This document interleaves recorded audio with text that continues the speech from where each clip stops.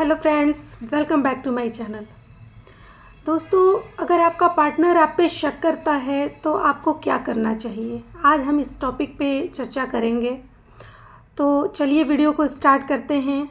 अगर आप चैनल पे नए आए हैं तो प्लीज़ मेरे चैनल को सब्सक्राइब कर दें और जो बेल आइकन का बटन है ना उसको ज़रूर दबा दें, क्योंकि जब भी मैं नई वीडियो डालूँगी उसका नोटिफिकेशन आपको मिल जाएगा। तो चलिए वीडियो को स्टार्ट करते हैं।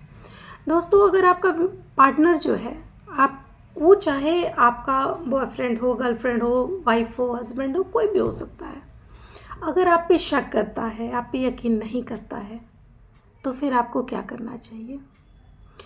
जब आपका पार्टनर आप पे शक करता है दोस्तों, तो उस कंडीशन में आप बहुत परेशान हो जाते हो और आप उसको बार बार यकीन दिलाने की कोशिश करने लगते हो। आपको ऐसा लगता है कि मैं इसको अगर अपनी सफाई दूंगी या दूंगा तो ये मुझे समझेगा, लेकिन आपको ये भी समझना ज़रूरी है कि अगला बंदा आपको समझना चाहता भी है कि नहीं, क्योंकि उसका तो नेचर शक्की है। अगर वो आपके ऊपर शक कर रहा है और आप बार बार उसको अपनी सफाई दे रहे हो, आप उसको बता रहे हो कि ऐसा मत करो, ऐसा कुछ भी नहीं है, तो आप यकीन मानो, एक ह्यूमन साइकोलॉजी है कि किसी भी चीज़ के लिए अगर आप बार बार सफाई दोगे तो हम इंसान जो होते हैं, हमारे अंदर एक शक आने लगता है कि यार ये इतना क्यों सफाई दे रही है या इतना सफाई क्यों दे रहा है, ये गलत है। और हम आपको गलत और ख़ुद को सही सोचना शुरू कर देते हैं, और वहाँ से क्या होता है, हमारे रिश्ते बिगड़ने शुरू हो जाते हैं। और फिर ये उस शक्की इंसान, उस शक्की पार्टनर के अंदर ये फीलिंग आने लगती है कि मैं सही और वो गलत।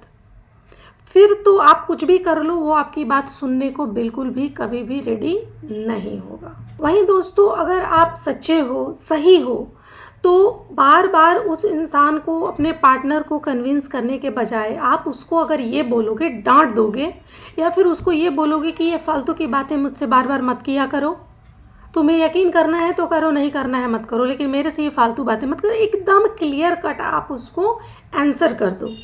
और बार बार मत जाओ अपनी चीज़ों को क्लियर करने उसके सामने, क्योंकि आपको भी अपने सेल्फ रिस्पेक्ट को मेंटेन करके रखना है।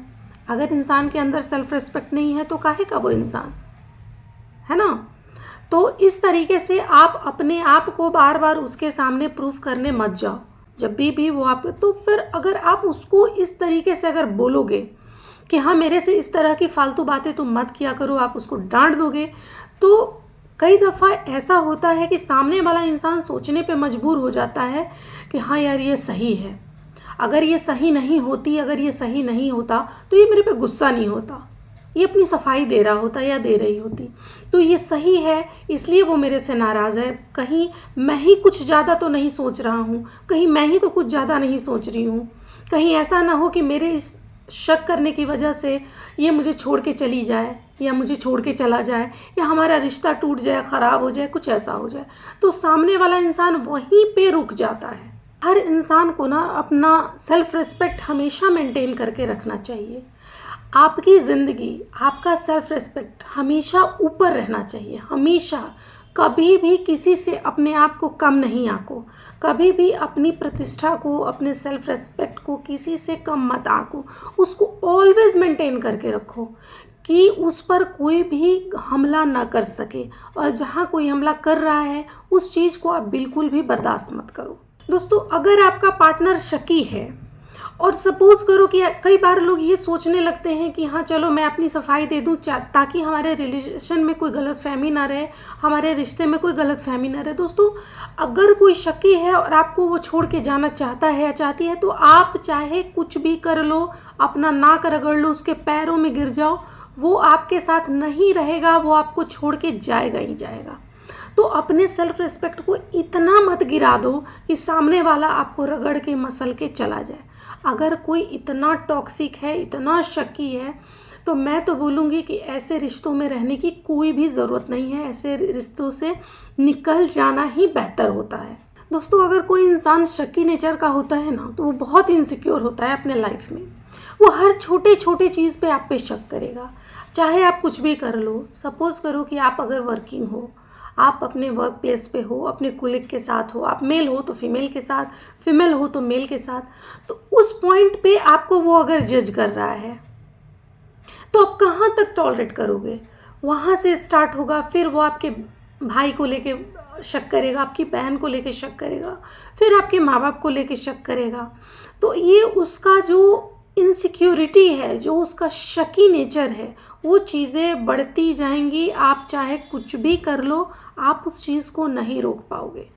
अगर आप बार बार जाओगे ना अपनी सफाई देने, कन्विंस करने, तो वो सोचेगा कि अगर ये गलत नहीं है तो बार बार मुझे कन्विंस क्यों कर रही है या क्यों कर रहा है, ये क्यों इतना नीचे गिर रही है ना?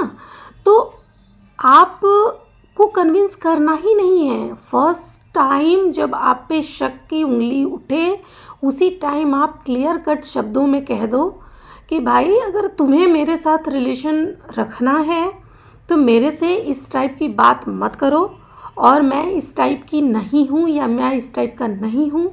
तुम्हें जो करना है तुम डिसीजन ले सकती हो, और मेरे से इस तरह की फालतू बातें आगे से तुम नहीं करोगी, ठीक है? आपको वहीं पे इस चीज़ को ब्रेक लगा देना है।